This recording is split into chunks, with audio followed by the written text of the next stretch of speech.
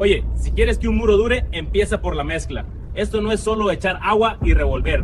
Hoy te enseño cómo se hace de verdad, paso a paso. Primero, los materiales: arena limpia, cemento y grava si es para concreto. La proporción sagrada: una parte de cemento por 5 de arena para repellado. Para firme, una de cemento, 3 de arena.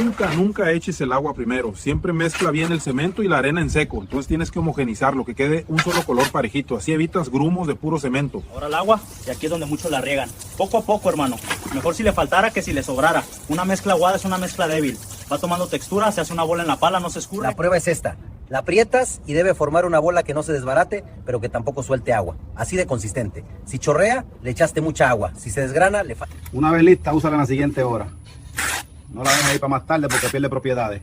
Una buena mezcla es trabajo que no se ve, pero que sostiene todo lo demás. Práctica. Equivócate y aprende, pero hazlo bien desde la base. Cualquier duda, aquí andamos en la obra. Échale ganas.